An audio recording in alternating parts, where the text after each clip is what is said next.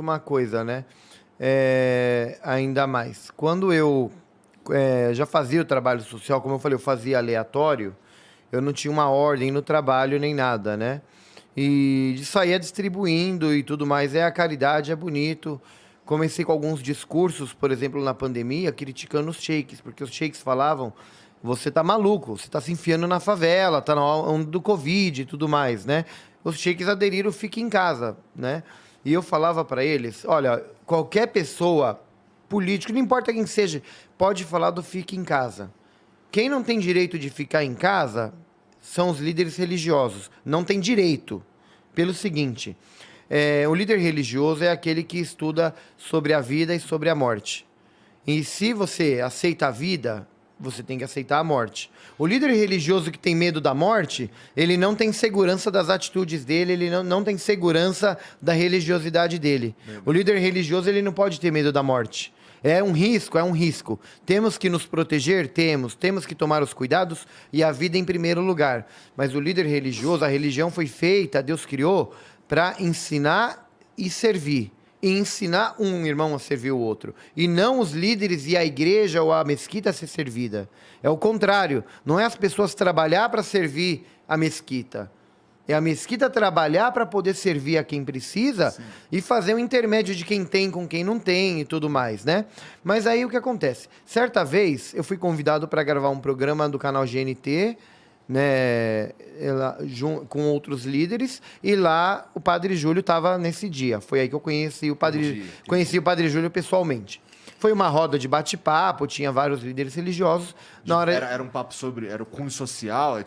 Eles jogavam um tema, por exemplo, religião e política. Então o padre falava, eu falava, o índio falava, o budista falava, cada um falava.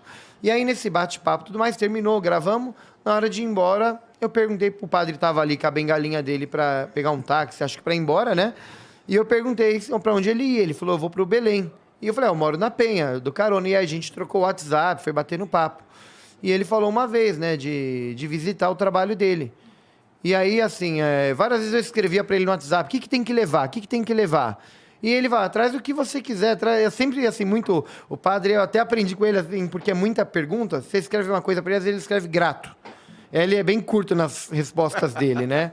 E dele, é a personalidade dele. E assim, e aí a primeira vez que eu fui lá, talvez eu não sei se ele vai se recordar, mas a primeira vez que eu fui com umas caixinhas de leite, um pouquinho de coisa que eu não tinha noção, ainda o café era feito na paróquia São Miguel Arcanjo, né? Com os irmãos de rua. Quando terminou, o Padre Júlio bateu no meu ombro e falou assim: pronto, tirou suas fotos? Tudo, muito obrigado. E ele entrou para dentro do escritório. Eu não sei se ele vai lembrar disso. Mas eu voltei no carro com meu coração apertado. E eu falava pro Nico, eu falava para ele, nossa, mas que padre ruim. Falei para ele: eu vim aqui de bom coração e a gente se conheceu, achei que era uma amizade. E ele falou: já bateu suas fotos? Só que aí depois, meu tipo falou assim: olha, se ele fez isso, tem um porquê. Com certeza. Aí na segunda-feira eu falei: como a gente é feirante, né? Nossa renda é da feira. A gente tem barraca de queijo, frios na feira, né? Então aí o que acontece? A gente dá só para ir no Padre Júlio dia de segunda, porque os outros dias a gente trabalha. Então a gente, na outra segunda foi, e aí fomos dando continuidade. Aos poucos eu fui vendo que aparecia muito líder religioso lá, para tirar foto com o Padre Júlio pela fama dele. Para parecer que tá... Para aparecer. E uma vez um padre, que eu não vou citar o nome, uma vez eu lembro que ele levou uma caixinha que devia ter uns 50 kits de banana todinho. Você tem 200 pessoas na fila, o cara trouxe para umas 50 pessoas. E aí eu depois procurei o nome dele na rede social... E ele colocou assim, né? Mais uma manhã na luta com o Padre Júlio e os irmãos de rua. E hoje recebemos a visita do Sheik Rogério. Aí o cara nem gravou meu nome. Aí eu pus nos comentários dele, na hora que eu vi no Facebook, eu falei: foi um prazer ter o senhor pela primeira vez lá na paróquia com... E quando o cara quer distribuir? Eu falei pra ele, né? Porque ele veio, ele não ficou nem até o final. O Padre Júlio foi até direto com ele. Ele falou: padre, eu não vou poder sair. O padre falou: já sei, você tem um compromisso, falou pra ele. Não, aí ele foi embora. Lá no projeto as pessoas querem ir no Dia das Crianças e quer dar o presente. Ele já viu, ele tava lá, o cara chega e eles eles organizam com a gente trabalhou o ano todo para comprar o presente, e quem dá é os caras que chegou. Aí a gente deixa eles dar para alimentar a vaidade deles, e a gente dá por último, não tem problema. Mas as crianças ficam, oxe, não entendi nada, quem anotou foi você. Nem conheço quem é esse cara. Quem é esse cara. E o cara, me abraça aqui, vamos pra foto. O projeto social tem muito disso. E aí foi quando esse padre foi lá e tirou as fotos e postou. Aí eu postei no comentário, falei no comentário lá, primeiro lugar, os 30 minutos que o senhor ficou na paróquia, não deu tempo do senhor gravar meu nome, não é Rogério, é Rodrigo.